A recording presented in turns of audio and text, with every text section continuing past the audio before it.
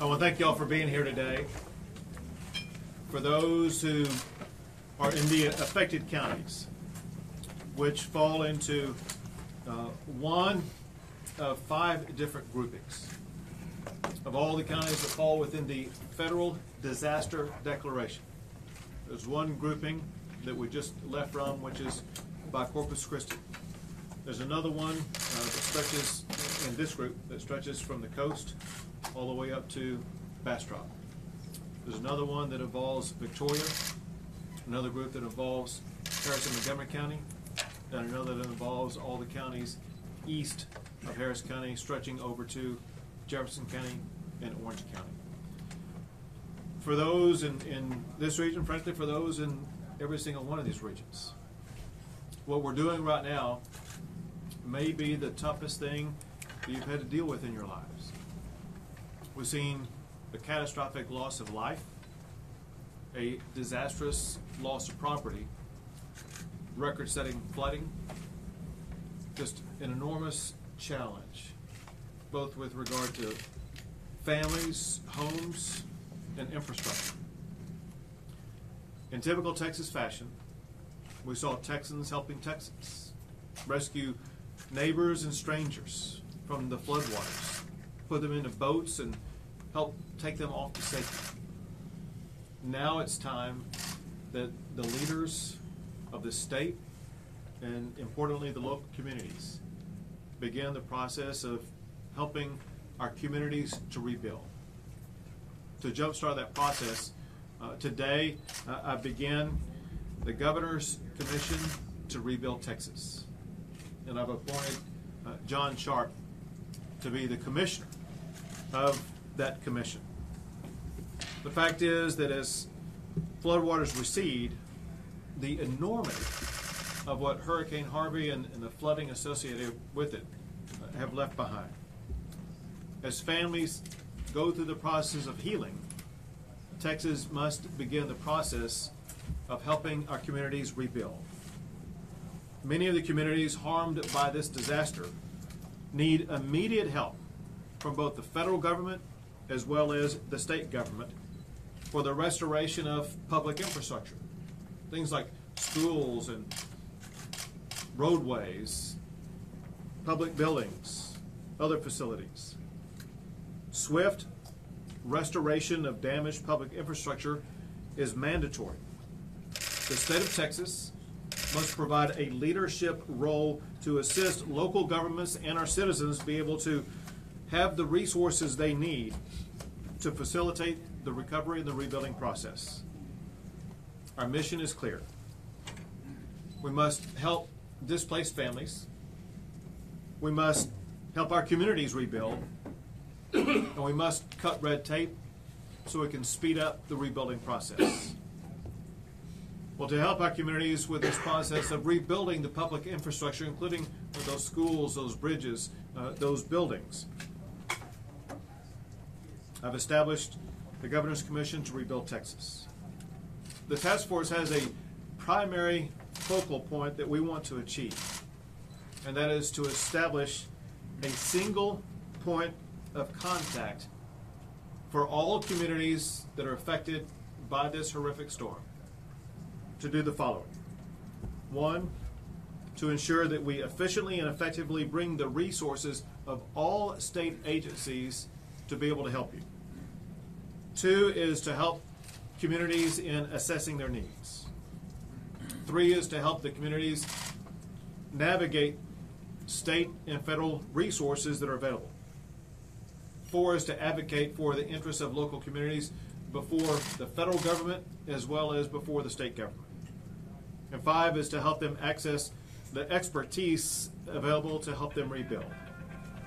Importantly here, we want to ensure that every county judge, every mayor, every state representative, and every state senator of every affected community is going to have one single point of contact. When you're dealing with a big challenge like this, that involves so many different communities, so many moving parts, so many agencies, there's one thing that would corrode our ability to get these problems solved quickly, and that would be ineffective communication. If we're going to accomplish our goal, we must master first communication. The way we do that is through a chain of communication. If you're an elected official, county, city, or state, you're going to have a person who is your person to go to 24/7. You'll have their name and their phone number for any need that any of your constituent has. And Commissioner Sharp will share more about that. Speaking of which, I want to give you some, I need to lead into you here. I need to warm you up. I know. Well, see, he's anxious. He's ready to get going. But listen, I know these folks know you, but I need to help them understand that you're the best thing since sliced bread. My mother might believe that. In looking for who I wanted to lead this, I needed someone who has a unique set of skills, someone who knows how to deal with local, state, and federal governments, someone who has an intuitive feel for the needs of the people in these communities, someone who's mastered state budgets as well as all the state agencies, and someone who has a comprehensive understanding of all the resources that are available. Well, I found a person who is a former state representative, a former state senator that covers much of the geography for this affected area all the way from Rockport to here in Fort Bend County. A former railroad commissioner understands the needs that we have in our large and very substantial oil and gas sector. A former comptroller who mastered Texas finance and studied every agency in the state of Texas. And now a chancellor of one of the world's preeminent universities that focuses on, among other things, engineering. And I found all of those attributes in John Sharp, the chancellor of Texas A&M University. I'm proud that he is serving as the commissioner of the Governor's Commission to Rebuild Texas. And I have a simple charge for him. Get it done ahead of schedule, under budget, with a smile, with quality customer service. Importantly, not yet. You're still on the on-deck circle right now. Important to understand that under Chapter 418 of the Government Code, he's going to have at his ready the ability to tap into the full array of state resources. Some of these resources are provided in the executive branch through elected officials. They include the massive law firm of the Attorney General's office.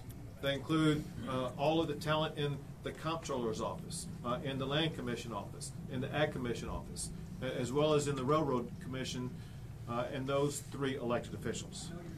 On top of that, every state agency is going to be working for and reporting to Commissioner Sharp. Many of the leaders are with us here today, including someone who's been at the helm of this massive effort so far and doing such a fine job, and that is Chief Nim Kidd of the Texas Division for Emergency Management in the state of Texas. We also have Director McCraw of the Texas Department of Public Safety, General Nichols of the Adjutant General of Texas, Charles Smith, Commissioner of HHSC for Health and Human Services. We have Mike Morath right there, the Commissioner of TEA for Education-Based Purposes. We have the Executive Director of TxDOT. Where'd he go? James Bass, right there. We have Dr. Hellestat, the Commissioner for DSHS. I'm losing track of you guys, going left and right here. We have Brian Shaw for TCQ. We have someone that some of you all haven't met yet. But for those, I'm looking over here, those who are representatives and stuff like that, the most important of these people you may need to get to know is someone who's now my best friend. The man wearing the blue shirt right here, his name is Tony Robinson. He's the regional director for FEMA. And every time that I've been in the State Emergency Operations Center, he has been there. He's been relentless, working around the clock, and a tremendous help to Texas. FEMA has been bending over backwards to help Texas. And then we also have with us Sam Coleman. He's the acting administrator for this particular region for the EPA. We now have the EPA embedded in our operations center. to make sure that we're going to be swift in our response to any environmental-based issue. We have Billy Hamilton, who's working side by side with Commissioner Sharp. We have Beck Brune, who, as you know, is with the Texas Water Development Board. And we have the Chief Operating Officer for the Governor's Office, whose chief charge is to work on this, and that is Reed Clay, right here. With that, now, Slugger, it's time for you to take the plane. Thank you, Governor. The Governor mentioned that he asked me. I don't remember the ask. But thank y'all for being here. I appreciate this.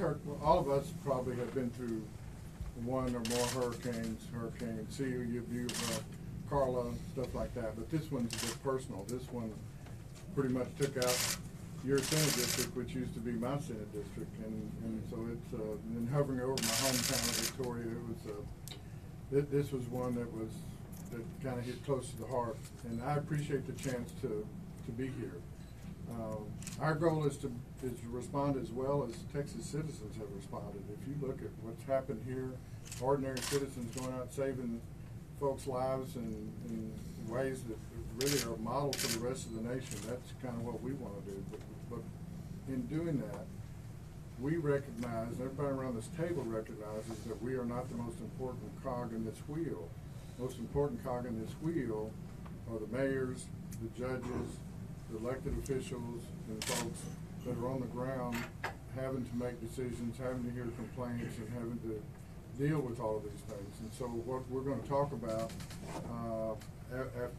in a few minutes is how we do that. First thing that we're going to talk about is I'm going to make sure that every elected official in this room has my personal cell phone, my personal email that you can get straight to me, but you're also going to be assigned, as Jeff Ripley is going to tell you, every judge, every mayor, elected official is going to have a person. That person may be the county agent, it may be somebody from government affairs at A&M, maybe somebody from government affairs at the University of Texas or wherever, people that we think are going to be really good, that are going to shadow you, that are going to be your person. So when you have a problem, our goal, we're going to set up a three-phase deal. The problem is identified by you, it is relayed to us. We'll have in College Station the best minds and problem solvers that there are. They're going to find out how to solve that problem, and then they're going to go out and solve it for you or tell you how you can solve it. Our goal is to make sure, as Governor told me, when a mayor or a judge ain't happy, ain't nobody happy. Kind of an off-play on an old saying about mama. And that's, if we can do that, if we can begin that, then we can start debris removal in a really good way. We can start mosquito control in a good way, and so many other things that are happening. What our job is about is primarily infrastructure. FEMA, of course, works on housing, and they're doing a remarkable job here. But those kinds of things, whether it has to do with debris removal, whether it has to do with appraisals, whether it has to do with all those things, helping filling out the forms, vector control, whatever goes on. We want to be your partners, knowing full well that you're the folks that are going to wind up being held accountable for you, and we want to make darn sure you look good, and if we do, then we've done our job right. And so I'll end by saying I sure miss Hilmer more. Every time quail season comes up, I think about Hilmer, because for 15 years in a row I was with him on opening day of quail season. I still get a little bit teared up that Hilmer's not here. Not that the current mayor's not a good guy, whoever that is.